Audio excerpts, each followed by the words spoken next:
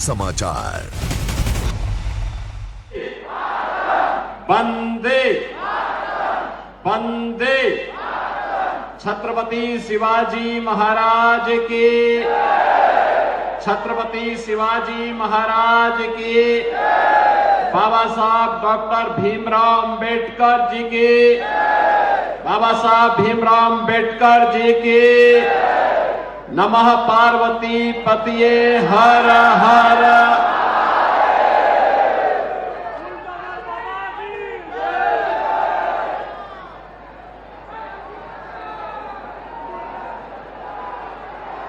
आज की इस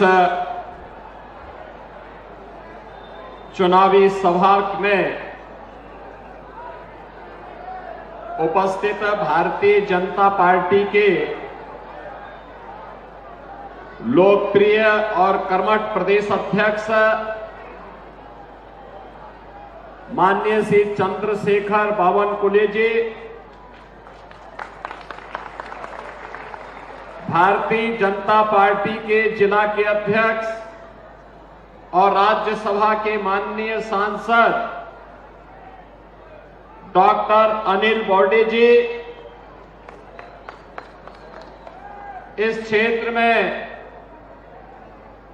जिन्होंने अपने जुझारू तेवर से हिंदुत्व जागरण के कार्य को एक नई दिशा दी, पूर्व सांसद श्रीमती नवनीत राणा जी, भारतीय जनता पार्टी के लोकप्रिय उम्मीदवार अचलपुर श्री प्रवीण जी ताड़े, विधानसभा मेलघाट के उम्मीदवार श्री केवल राम जी काले, मोरसी विधानसभा क्षेत्र से उम्मीदवार श्री चंदो उर्फ उमेश यावलकर जी, और आज के इस चुनावी सभा में उपस्थित महायुति गठबंधन के प्रति अनुराग का भाव रखने वाले मेरे सभी उपस्थित बहन और भाइयों, जगत जननी मां भगवती अंबा देवी और आनंदेश्वर महादेव की इस कृपा भूमि को कोटि कोटि नमन करते हुए आप सबका मैं हृदय से अभिनंदन करता हूं, स्वागत करता हूं।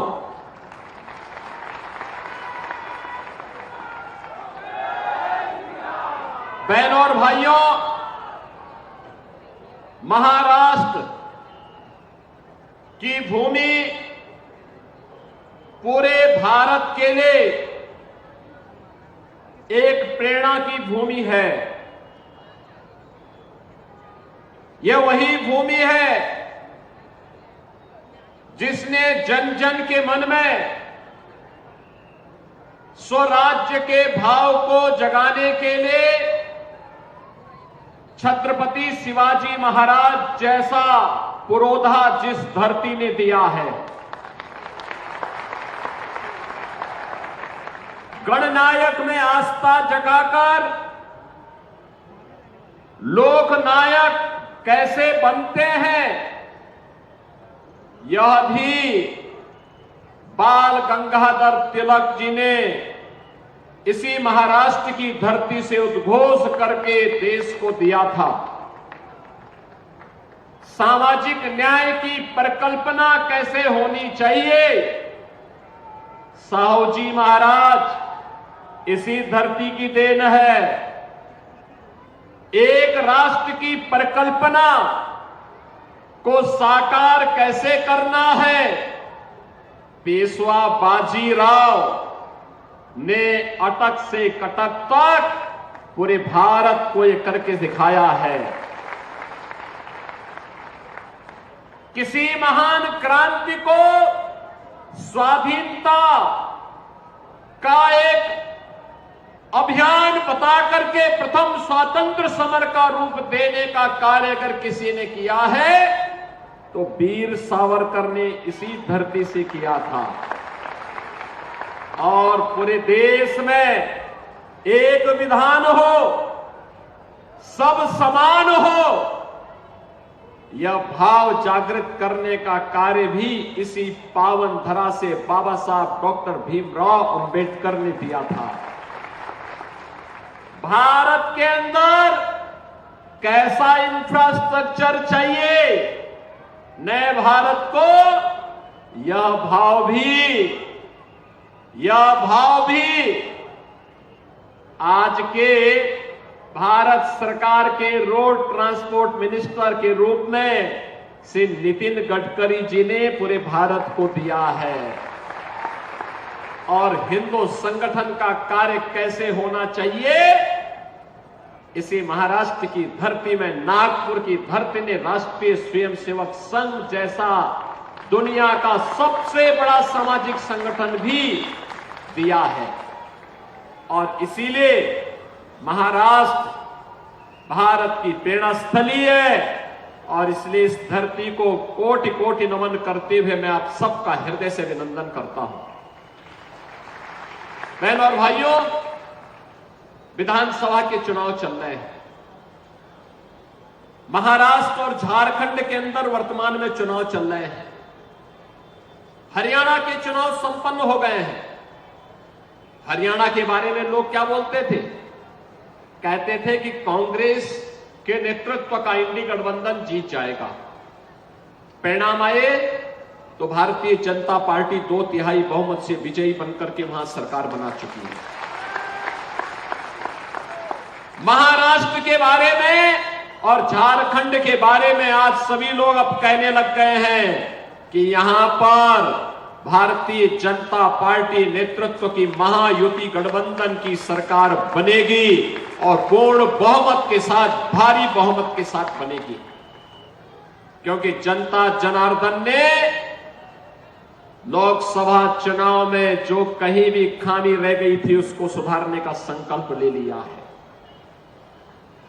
जिसने भी अमरावती के लोकसभा चुनाव के परिणाम को देखा और उसके बाद घटित घटनाओं को अपनी आंखों से देखा है, महसूस किया है, वह सपने में भी फिर से उस प्रकार की गलती नहीं करेगा। सपने में भी उस प्रकार की गलती नहीं करेगा। बहनों और भाइयों, ये दो बड़े गठबंधन के बीच में ये चुनावी समर है।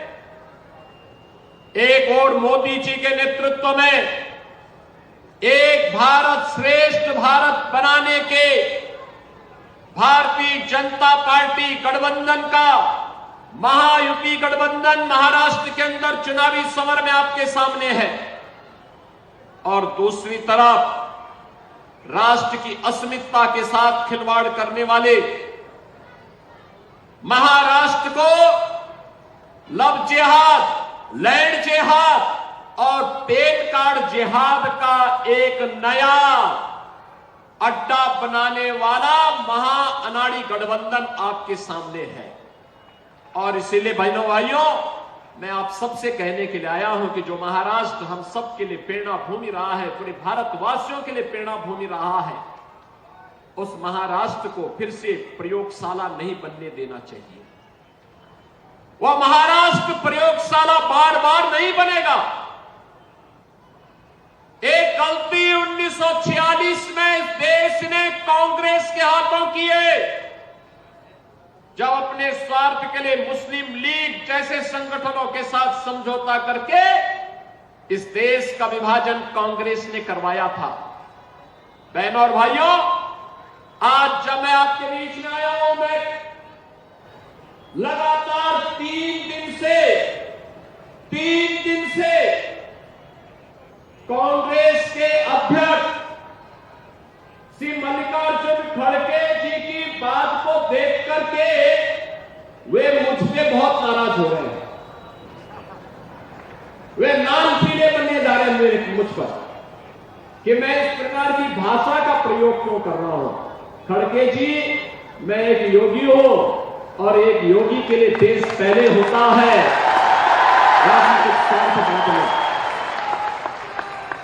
यही अंतर है एक योगी में और आप में कि मेरे लिए देश पहले है, क्योंकि मेरे नेता मोदी जी ने हमें यही बताया है कि पहले हर काम देश के नाम।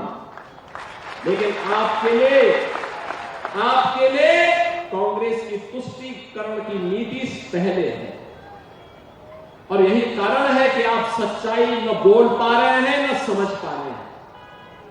अगर आपने सच्चाई को बोला होता, आपने इस बात को कहा कि आपके परिवार के साथ आजादी के तत्काल बाद घटना घटित हुई थी और सचमुच घटना घटित हुई थी, और यह भी सच है कि खड़गे जी का गांव बारावती यह हैदराबाद के निजाम के अधीन आने वाला एक गांव था। याद करिए, अंग्रेजों ने जब देश आजाद हो रहा था, उनको लगा था कि अब भारत के क्रांतिकारियों के सामने अधिक दिनों तक वह नहीं टिक पाएगा, तो उसने भारत के स्वाधीनता के लिए जो सूत्र तय किए थे, जो रोड मैप तय किया था, ब्रिटिशर ने उसमें तय किया था भारत का विभाजन हो। इसके लिए मुस्लिम लीग को देश के अंदर प्रोत्साहित करने का काम तो कर ही रहे थे। कांग्रेस का उस समय का नेतृत्व भी मुस्लिम लीग के सामने लगभग सरेंडर सा कर चुका था, और यही कारण था मुस्लिम लीग निर्ममता के साथ हिंदुओं को काट रहा था। कांग्रेस का नेतृत्व केवल सत्ता लोलुप बन करके मौन बना हुआ था, और देश के देशी रियासतों को भी ब्रिटिशर ने स्वतंत्रता दी कि वे चाहे तो भारत का हिस्सा बने, वे चाहे तो पाकिस्तान का हिस्सा बने, या वे चाहे तो अपने को स्वतंत्र अस्तित्व भी रख सकती है। और भारत के अंदर दो ऐसी रियासत थी जिन्होंने अपने को स्वतंत्र रियासत के रूप में स्थापित करने की कुछ ही चेष्टा की थी। एक था जूनागढ़ का नवाब और दूसरा था हैदराबाद का निजाम। बहनों और भाइयों, जब निजाम को लगा, हैदराबाद के निजाम को लगा कि अब मैं बहुत दिनों तक अलग अस्तित्व नहीं बना पाऊंगा, क्योंकि लोक पुरुष सरदार वल्लभ भाई पटेल भारत माता का एक महान सपूत, उस समय भारत का गृह मंत्री था, तो उसने निर्ममता के साथ हिंदुओं का कत्लेआम शुरू करवाया था। बाबा साहब भीमराव अंबेडकर ने हैदराबाद रियासत के सभी अनुसूचित जाति जनजाति के लोगों का आह्वान किया, हिंदुओं का भी आह्वान किया कि वे लोग वहां पे सुरक्षित नहीं, वे सब महाराष्ट्र की ओर आ जाएं। लेकिन उसी में हैदराबाद रियासत के अधीन बारावती गांव भी जलाया गया था, जो श्री मल्लिकार्जुन खड़गे जी का गांव था, जिसमें इनकी माता जी, इनकी चाची और इनकी बहन भी उस निजाम के रजाकारों के द्वारा, निजाम के रजाकारों के द्वारा उन्हें जलाया गया। खड़गे जी सच्चाई को नहीं बोलना चाहते, क्योंकि उन्हें लगता है कि निजाम पे आरोप लगाऊंगा तो मुस्लिम वोट खिसक जाएगा। अब आप सोचो, इतिहास को भी अब कांग्रेस झुठलाने का काम कर रही है, इतिहास को भी झुठलाने का काम कर रही है। जिस निजाम के रजाकारों ने निर्ममता के साथ हिंदुओं का कत्लेआम किया था हैदराबाद के अंदर, हैदराबाद रियासत के अंदर गांव के गांव चलाए गए थे, उस सच्चाई को खड़गे जी आज स्वीकार नहीं करना चाहते। वोट बैंक की खातिर अपने परिवार के बलिदान को भूल गए हैं। इनके लिए सत्ता महत्वपूर्ण है, देश महत्वपूर्ण नहीं। और इसीलिए बहनों और भाइयों में कहता हूं, इन निजाम का दुस्साहस इसलिए हुआ था, ये जूनागढ़ का नवाब इसलिए हैकड़ी दिखा रहा था। लोकसभा चुनाव में आपकी इस लोकसभा क्षेत्र में जो तांडव हो रहा था, इसलिए हो रहा था क्योंकि आप बटे थे।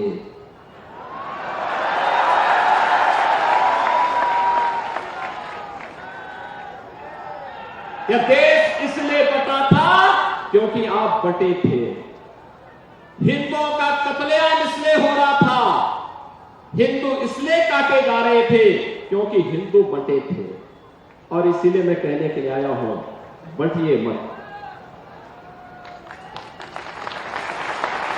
बटे थे तो कटे थे, एक है तो सेफ है, एक है तो। और इसीलिए मैं आपसे आह्वान करने के लिए आया हूं, जब हम नए भारत का दर्शन कर रहे हैं प्रधानमंत्री मोदी जी के नेतृत्व में, एक नया भारत, एक नया भारत, कश्मीर से लेकर कन्याकुमारी पर एक स्वर्ष में एक विधान, एक निशान और एक प्रधान के नेतृत्व में काम कर रहा है।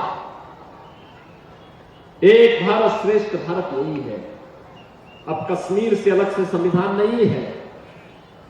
पहली बार कश्मीर के अंदर चुनी गई सरकार ने भारत के संविधान को सामने रखकर के शपथ ग्रहण किया है। इससे बड़ी बात और क्या हो सकती है। बाबा साहब भीमराव अंबेडकर के द्वारा बनाया गया संविधान आज कश्मीर में भी सम्मान प्राप्त कर रहा है।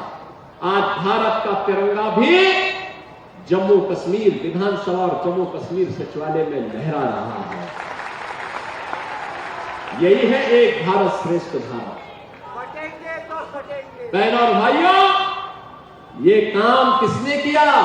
कांग्रेस ने नहीं किया, पंडित नेहरू ने नहीं किया, श्रीमती इंदिरा गांधी जी ने नहीं किया, राजीव गांधी जी ने भी नहीं किया। यह काम किया मोदी जी ने, मोदी जी ने, भारतीय जनता पार्टी ने यह काम किया। जो कहा था सो करके दिखाया। कश्मीर में धारा 370 समाप्त क्या हुई? दो ही लोगों को परेशानी हुई, या तो पाकिस्तान को या पाकिस्तान के हमदर्दों को। बाकी पूरा देश प्रफुल्लित है, पूरा देश प्रफुल्लित है। पूरा देश इस बात को जानता है 2014 के पहले, 2014 के पहले पाकिस्तान भारत की सीमा में घुसता था, चीन भारत की सीमा का अतिक्रमण करता था, पाकिस्तान परस्त आतंकवादी जगह जगह विस्फोट करते थे, कोई बोलने वाला नहीं था। हम लोग आवाज उठाते थे तो कांग्रेस के लोग और उस समय की कांग्रेस नेतृत्व की सरकार, यूपीए की सरकार बोलती थी कि आप लोग बोलिए मत, संबंध खराब हो जाएंगे हमारे। यानी देश की कीमत पर ये लोग संबंध बना रहे थे पाकिस्तान से। और आज आप देख रहे होंगे ये नया भारत है। कोई सीमा का अतिक्रमण करेगा तो अगले दिन एक ही यात्रा उसकी निकलती है, वो निकलती राम नाम सत्य है की। उसके बाद उसके लिए जन्नत में नहीं जहन्नुम में ही जगह होती है। और इसीलिए आपसे कहने के लिए आया हूं बहनों और भाइयों, ये नया भारत है, छेड़ता नहीं है, लेकिन कोई छेड़ता है तो उसको छोड़ता भी नहीं है। एयर स्ट्राइक और सर्जिकल स्ट्राइक क्या जोरदार हुई थी। पाकिस्तान को आज भी सपने आते हैं, और यूएन में कहता है कि भारत हमला कर देगा, मुझे बचाओ बचाओ, कभी भी भारत हमें तोड़ देगा। बिनु भय होई न प्रीति, ये बिना भय के नहीं होता है, क्योंकि दुश्मन के अंदर भय होना चाहिए। और ये तभी होगा जब भारत मजबूत होगा, जब भारत एक होगा। बहनों और भाइयों, देश की सीमाएं सुरक्षित हुई हैं।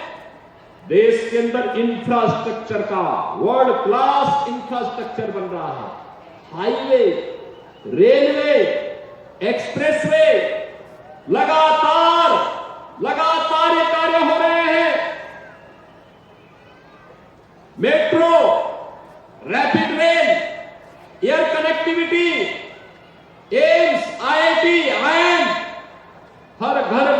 योजना ये भी आ रही है और गरीबों के कल्याण के लिए भी ये नया भारत है।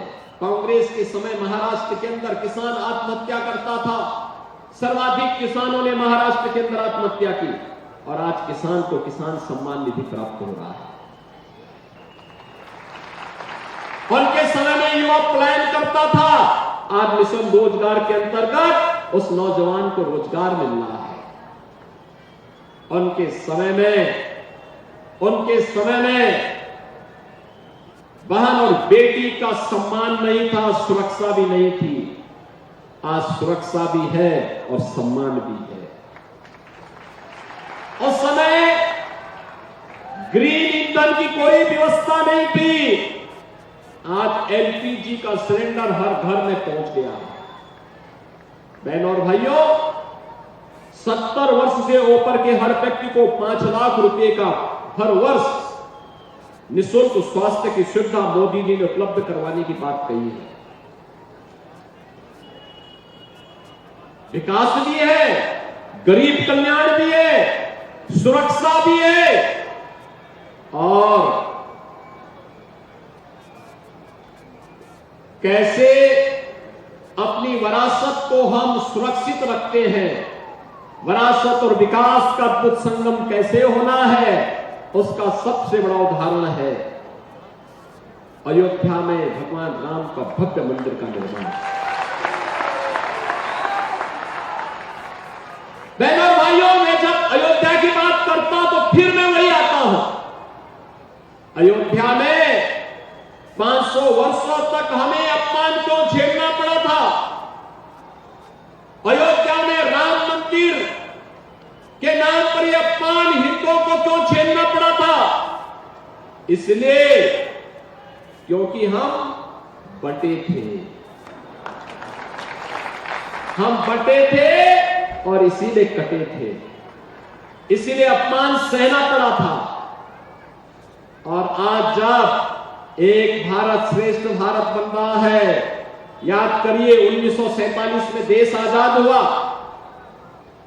2014 में मोदी जी प्रधानमंत्री बने, 2017 में मैं उत्तर प्रदेश का मुख्यमंत्री मुझे बनाया गया और 2019 में समस्या का समाधान हो गया। 500 वर्षों का समाधान कांग्रेस समाधान नहीं चाहती थी। कांग्रेस कहती थी कि राम तो हुए ही नहीं। कांग्रेसी कहते थे कि कृष्ण हुए ही नहीं। जैसे कि राम और कृष्ण नहीं हुए, केवल एक कांग्रेसी ही पैदा हुए हैं, बाकी और कोई पैदा ही नहीं हुआ है। ये देश के इतिहास को अपमानित करने का प्रयास है और जो लोग देश के इतिहास को अपमानित करने का कुत्सित प्रयास कर रहे हैं, इनको सबक सिखाने का यह अच्छा मौका है। और इसीलिए मैं आप सबसे कहने के लिए आया हूं, बहनों और भाइयों, अयोध्या में राम मंदिर का निर्माण हो रहा है। काशी में काशी विश्वनाथ धाम क्या भव्य स्वरूप ले चुका है। पहले काशी में मात्र 15 से 20 श्रद्धालु मात्र वहां दर्शन कर पाते थे एक साथ, और आज मोदी जी के नेतृत्व में जो कार्य हुआ है, 50,000 श्रद्धालु एक साथ एक समय दर्शन कर सकता है। 50,000। जहां 50 लोग इकट्ठा नहीं हो पाते थे, आज 50,000 लोग एक साथ दर्शन कर सकते हैं। ये नया भारत है बहनों और भाइयों। ये नया भारत सबका साथ और सबके विकास के भाव से तो काम करता ही है, सबकी सुरक्षा और सबकी समृद्धि की गारंटी भी देता है। और इसीलिए मैं आज आपके पास आया हूं आपसे कहने के लिए कि लोकसभा चुनाव की गलती नहीं होनी है। सहमत है ना? सहमत है ना? फिर से यहां पे याद रखना, जब भी बटेंगे तो गणपति पूजा पे हमला होगा। जब भी बटेंगे लव जिहाद और लैंड जिहाद के नाम पर यहां की जमीनों पर भी कब्जा होगा, बेटी की सुरक्षा भी खतरे में पड़ेगी। जब भी बटे होंगे तो ये गुंडे कालनेमी बन करके अलग अलग रूपों में जाकर के गुमराह करने का प्रयास करेंगे। जो भी होना है आर पार होना है।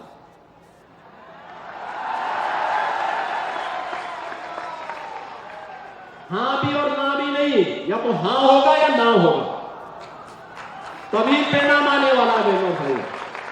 और इसीलिए मैं कहने के लिए आया हूं, देखो आज यूपी में कोई लब जिहाद नहीं है, लैंड जिहाद भी नहीं है। पहले से ही घोषणा कर दी गई है कि बेटी की सुरक्षा पे किसी ने खतरा पैदा किया, गरीब की जमीन पर और सरकारी जमीन पर कब्जा किया, तो समझो यमराज उसका टिकट काटने के लिए बैठा होगा।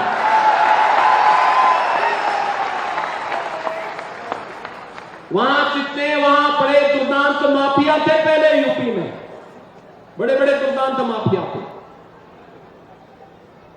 पिछली सरकारें उन्हें प्रश्रय देती थी। एक दुर्दांत माफिया को तो कांग्रेस ने कई महीनों तक अपनी एक राज्य सरकार के अधीन उसको सुरक्षा कवच पहना के रखा। सुप्रीम कोर्ट तक हम लोग लड़ाई लड़े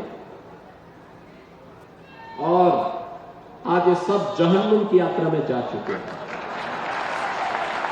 राम नाम सत्य है, हो गया सत्य। और इसीलिए बहनों और भाइयों मैं आपसे कहने के लिए आया हूं, आप मुझे बताओ, अयोध्या में रामलला विराजमान होने के बाद यहां अचलपुर से कितने लोग अयोध्या धाम दर्शन करने के लिए गए हैं?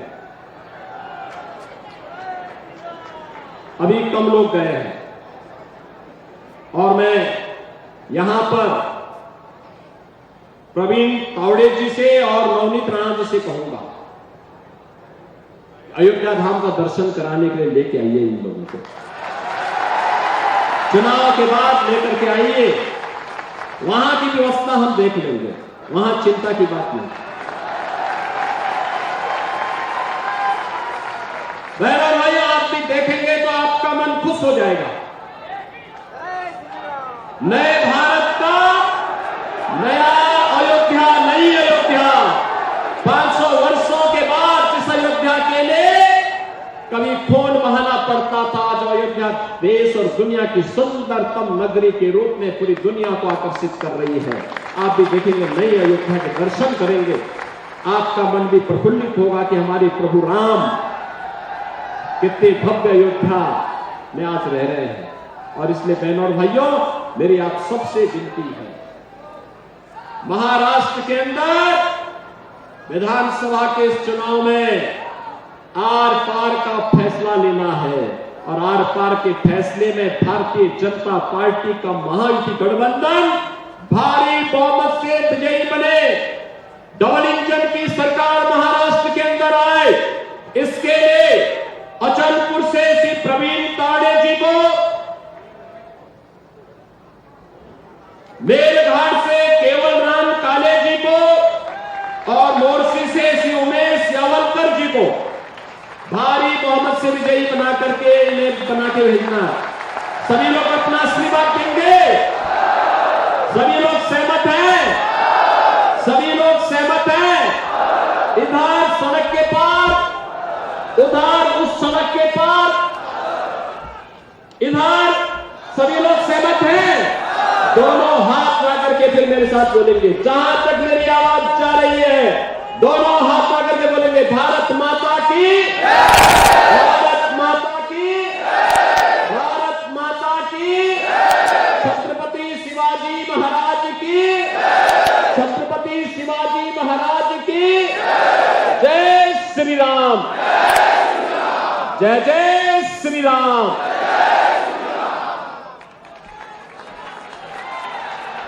माननीय योगीजींनी आपल्याला